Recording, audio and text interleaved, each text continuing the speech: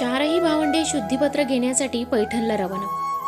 निवृत्ती म्हणाले, ज्ञानोबा, कशाला पैठण, कशाला विद्वसत्सभा. सोपानला व मुक्तालाही विचार पटल्याने त्यांनी संमतीदर्शक मान डोलावली. पण ज्ञानोबांचे विचार करण्याची पद्धतच वेगळी. चाकोरी सोडून जगावेगळे जाणे, धर्माच्या शास्त्राच्या बाहेरचं वर्तन त्यांना कसं पटावे. शास्त्राची आज्ञा झाली व तशी वेळ आली तर राज्यावरही पाणी सोडावं. शास्त्र म्हणले जे सांडावे ते राज्यही तृण मानावे. कार्य विवेकी, साश्रेची करावी पारखी. अगदी हेच तत्व ज्ञानोबा या वेळीही बोलले. दादा, आपला अधिकार मोठा, मी आपल्यासमोर अजान, पण दादा, आज नाही तरी उद्या लोकांना आपल्या वागण्यावर शंका न घेता आपलेच बरोबर आहे असा त्यांना दृढ विश्वास येईल. पण याचा परिणाम, जो तो आपल्या मनाप्रमाणे वागेल, धर्माचं बंधन तुटून अराजकता माजेल.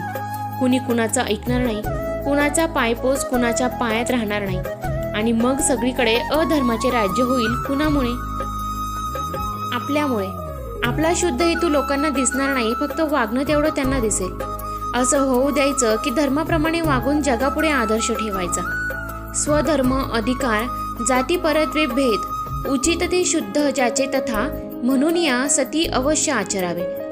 जना दाखवावे वर्तुनिया, प्रत्यवाय आहे अशा श्री. चालता पावन अवस्था जरी झाली, ज्ञानदेव म्हणे, ऐकाजी निवृत्ती.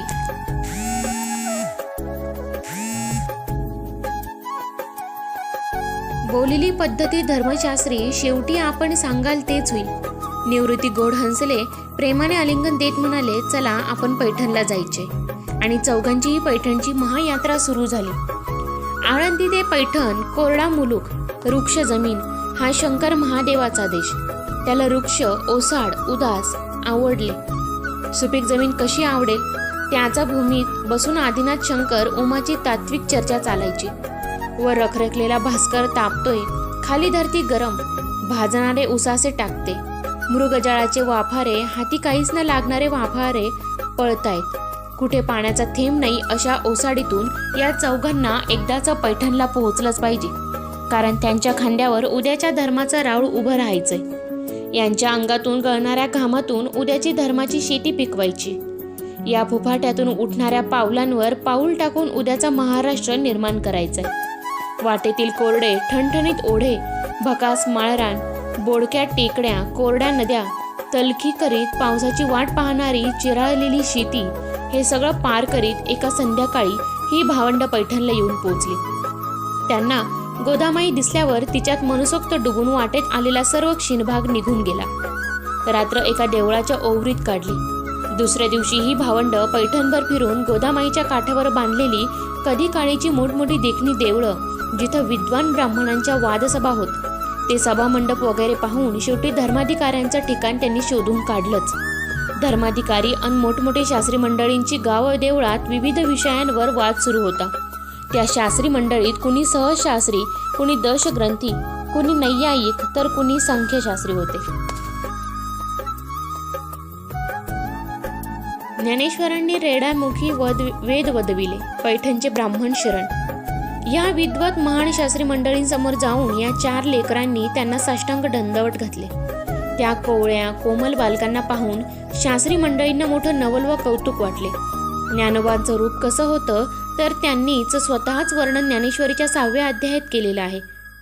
तो कनक चंपकाचा कळा की अमृताचा पुतळा, नानी रसीन नला गळा कोवळिकाचा. हा हो जे शारदियाचे बोले, चंद्रबिंब पाल्हेले, का तेजाची मूर्त बैसले आसनावरी.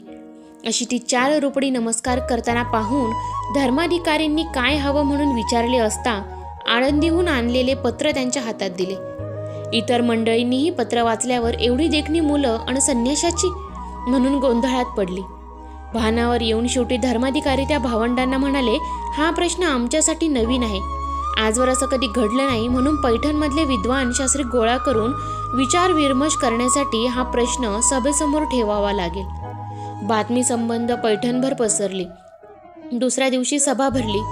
धर्माधिकारी झाडून सारे पैठणकर शास्त्री पंडित समेला उपस्थित झाले आणि या संन्याशांच्या 4 मुलांना बघायला चिक्कार गर्दी झाली.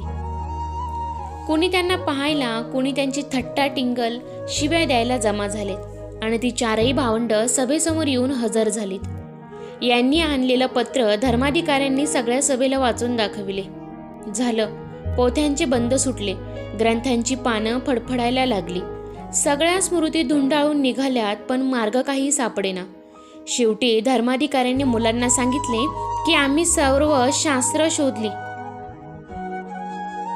पण तुमच्यासाठी काही मार्ग सापडेना. शेवटी धर्माधिकाऱ्यांनी मुलांना सांगितले की आम्ही सर्व शास्त्र शोधली, पण तुमच्यासाठी काही मार्ग सापडला नाही, म्हणून तुमची मुंज करता येणार नाही. तुम्ही देवाची मनोभावी भक्ती करावी, सचोटीने वागावे, भजन कीर्तन करून समाजाचे प्रबोधन करावे, सगळ्यांच्या ठिकाणी समभाव ठेवावा. हे ऐकून चौघही भावंडांना खूप आनंद झाला. पण टवाळखोरांना इतका सरळ सरळ लागलेला निकाल काही आवडला नाही. त्यांना विशेष काहीतरी खरबरीत विपरीत बोलाचाली अपेक्षित होती.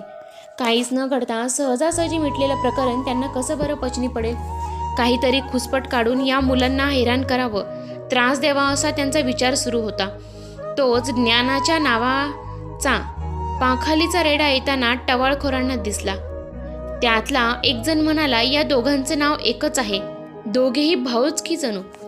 ज्ञानोबानं ऐकलं मात्र तसा तो तेजाने पुतळा तेजाळत म्हणाला, या रेड्यातील चैतन्य आणि माझ्यातील चैतन्य सर्वात्मक दोन्ही एकच आहे.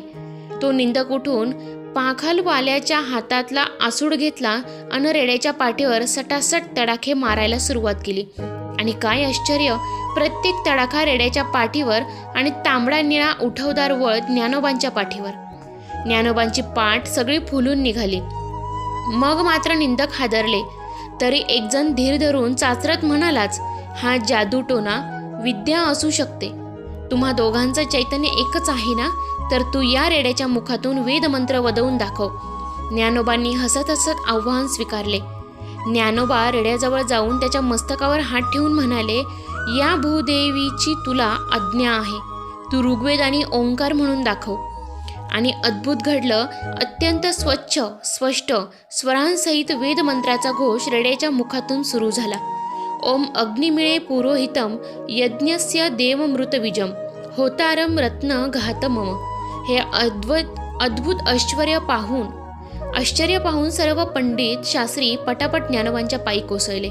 निंदकांनी स्वतःच्या तोंडात मारून घेतले. सज्जनांना आनंद झाला.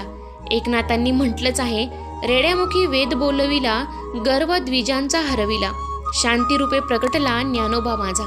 तर मित्रांनो, कथा कशी वाटली कमेंट करून नक्की कळवा आणि आपल्या ज्ञानोबा माऊलींच्या कथा ऐकण्यासाठी चॅनलला सबस्क्राईब करा. धन्यवाद.